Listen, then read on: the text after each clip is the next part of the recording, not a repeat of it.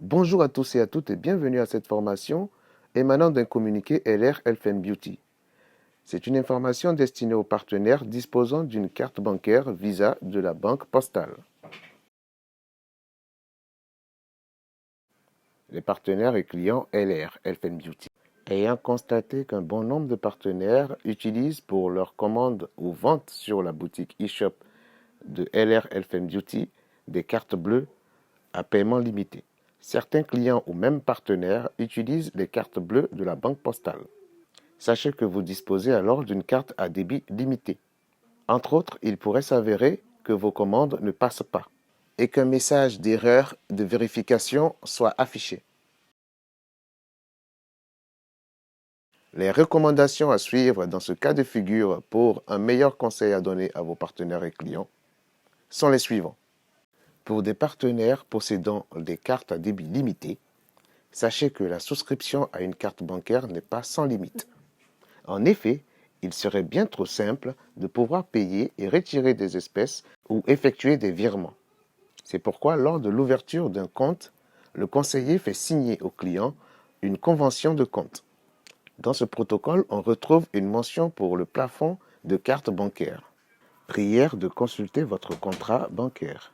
Cela permet de limiter son utilisation à un certain montant pour les paiements et les retraits. Mais encore, c'est également un moyen d'aider le client à bien gérer son compte et son argent. Cela évite de le mettre dans une situation gênante, comme par exemple le découvert bancaire.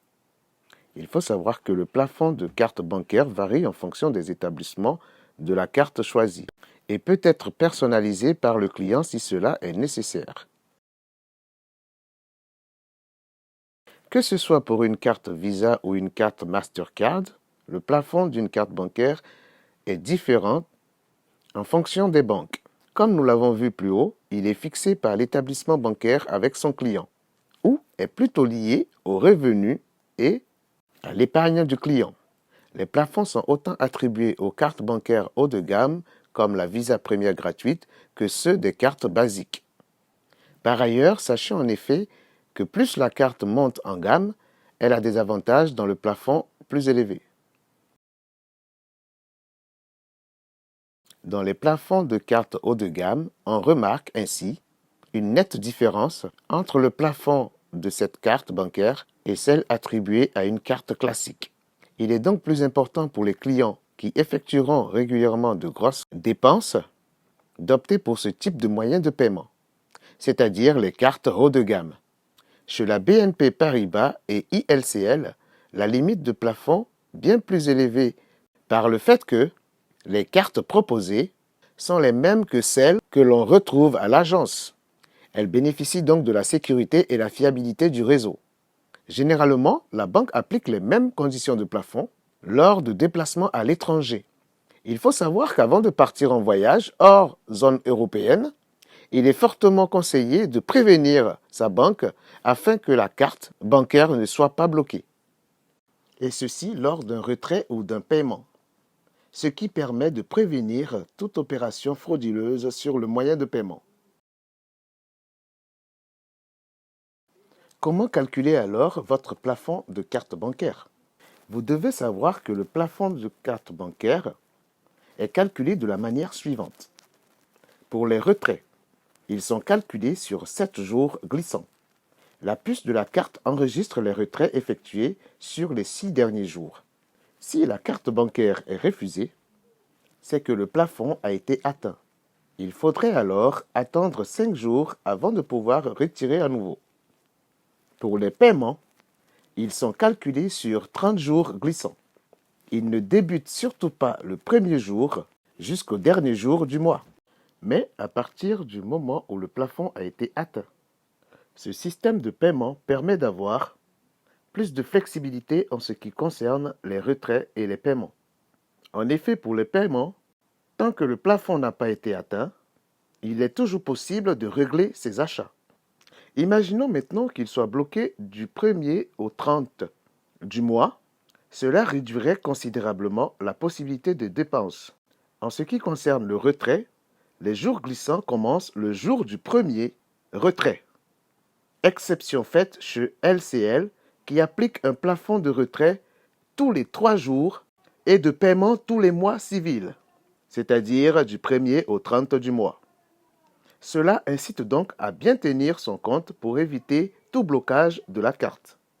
Sachez qu'il est tout à fait possible de personnaliser le plafond de sa carte bancaire, qu'il s'agisse d'avis d'une modification, souvent avec l'accord de son conseiller, ou de souscrire à une carte haut de gamme qui propose parmi ses multiples avantages des plafonds de paiement et de retrait plus élevés. De plus, si on décide de la prendre dans une banque en ligne, elle est gratuite. Elle peut être temporaire pour un retrait par paiement exceptionnel ou sur le long terme car le plafond de base n'est pas assez important. Pour cela, il suffit de contacter son conseiller ou de se rendre sur son espace personnel pour les clients des banques en ligne. Il est aussi important de savoir dès l'ouverture de son compte quel est le plafond de carte bancaire. Cela permet d'une part d'éviter de se retrouver avec une carte bloquée en cas de dépassement et d'une autre part de se rendre compte qu'il correspond aux dépenses que l'on a l'habitude de faire. Dans ce cas, il est possible de le modifier, souvent avec l'accord de son conseiller, ou de souscrire à une carte bancaire de haut de gamme, qui propose ses multiples avantages des plafonds de paiement et de retrait plus élevés. De plus, si on décide de la prendre dans une banque en ligne, elle est gratuite. Une raison de plus pour ouvrir un compte dans une banque en ligne. Que faire quand vos achats en ligne sont refusés? Cas spécifique de la carte Visa de la Banque Postale. Votre conseiller peut prendre la décision de bloquer vos achats en ligne pour des raisons de risque frauduleux sur un site Internet ou un site d'achat. Une e-shop connaissant plusieurs réclamations de tentatives de détournement des achats y effectués afin d'une récupération de données personnelles peut ainsi être signalée au sein des différentes banques dont les sociétés se verront limitées en capacité d'achat. Si une e-shop se permet de refuser la validation de vos achats ou paiements en ligne, c'est très souvent parce que vous utilisez une carte à paiement systématique de solde du compte. Si vous disposez d'une carte Visa Electron très mal appréciée des utilisateurs, vous constaterez que vos achats seront régulièrement refusés pour ce mauvais fonctionnement sur les achats en ligne. Il vous est donc recommandé de consulter votre conseiller pour l'établissement d'une carte vous permettant d'effectuer des achats sécurisés. Merci de suivre cette formation et n'hésitez pas à suivre le reste de nos formations sur https://www.avdclassroom.com. Et si vous avez des questions à poser, n'hésitez pas à nous les envoyer via la messagerie que vous conviendra le mieux. Merci et bonne étude à tous.